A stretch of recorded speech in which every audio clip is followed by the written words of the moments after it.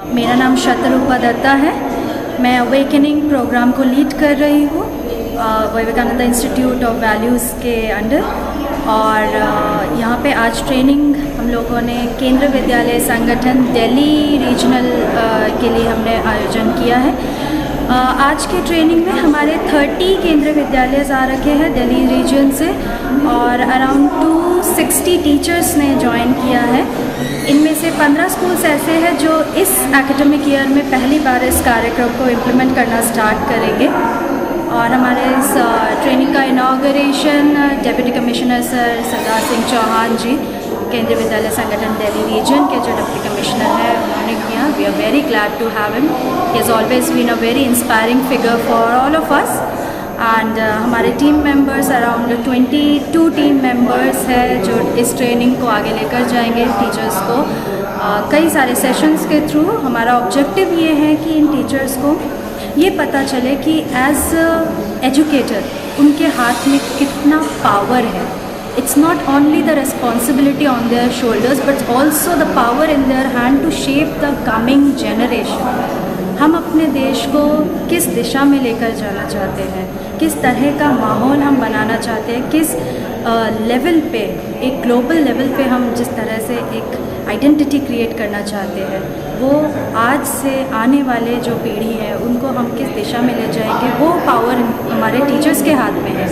हमने भी अपने बचपन में कुछ ही टीचर्स हैं जो हमें इंस्पायर करते थे, सिर्फ पढ़ने लिखने के लिए नहीं बल्कि हमारे अंदर जो हमारी इंटरेस्ट है, जो हमारी कैपेसिटी है, उसको एक्सप्लोर करने के लिए। तो हमें भी वही टीचर्स याद रहते हैं और उन्हीं के इंस्पिरेशन से हम आगे बढ़ते जाते हैं लाइफ में। हम अपने डर, हम अपने लिमिटेशंस को ओवरकम करते हैं। तो आज के ट्रेनिंग में, इस 1 डे ट्रेनिंग में हमारे टीचर्स हमारे इस कार्यक्रम के बारे में जानेंगे।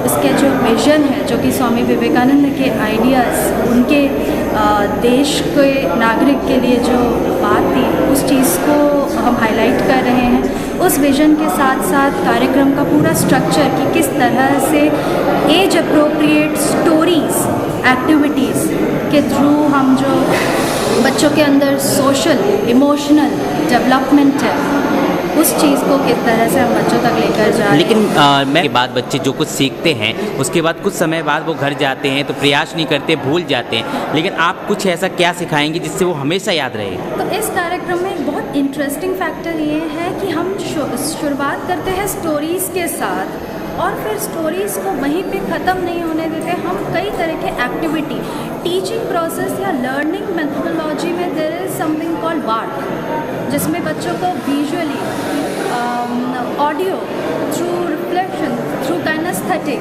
इन अलग अलग तरीके से, क्योंकि बच्चे एक ही तरह से नहीं चीज़ों को सीखते, उनके अपने अपने ढंग होता है सीखने का। किसी को विजुअल्स अपील करते हैं, किसी को हैंड्स ऑन एक्टिविटीज़ अपील करता है ज़्यादा।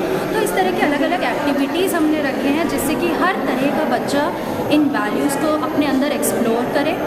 दूसरा कि आपने कहा कि घर पे जाके वो नहीं करते इस चीज़ को प्रैक्टिस, तो उसको हमने एड्रेस करने के लिए कुछ ऐसे एक्टिविटीज़ रखे जो बच्चे घर पे करेंगे। वहाँ पे पेरेंट्स सिर्फ उनका सपोर्ट करेंगे, उनको मोटिवेट करेंगे।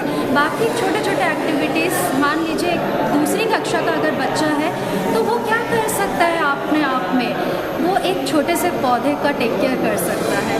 वो एक गमले में रोज़ उसको पानी डालना, उसको एक अच्छे से जगह पे रखना, उसकी साफ़ सफाई मेंटेन करना। आई थिंक ये एक क्लास 2 का बच्चा बहुत एंजॉय करेगा इसको करते हुए। और दूसरा इससे यही होगा कि इसमें पेरेंट्स को सिर्फ उन्हें मोटिवेट करना, बाकी बच्चा इस रिस्पॉन्सिबिलिटी को समझे कि ये मेरा प्लांट है तो मैं कैसे इसका देखभाल करूं। और जब वो उससे एक नई कली निकल के आएगी तो मान लीजिए, तो आप ही सोच सकते हैं कि खुशी किसको होगी सबसे ज़्यादा। और इसी तरह से बच्चा इस चीज़ को घर पे भी कैरी फॉरवर्ड कर रहा है, स्कूल में आके वो अपने एक्सपीरियंस को शेयर कर रहा है और उस एक्सपीरियंस को सुन के उसके जो और पीयर ग्रुप है जो हो सकता है इस एक्टिविटी को नहीं कर पाए, वो भी प्रेरणा ले रहे हैं, वो भी उत्साहित हो रहे हैं कि हाँ, अगर मेरे दोस्त ने ऐसा महसूस किया है तो मैं भी कर सकता हूँ, मैं भी क्यों ना इस बार कोशिश करूँ। Thank you ma'am.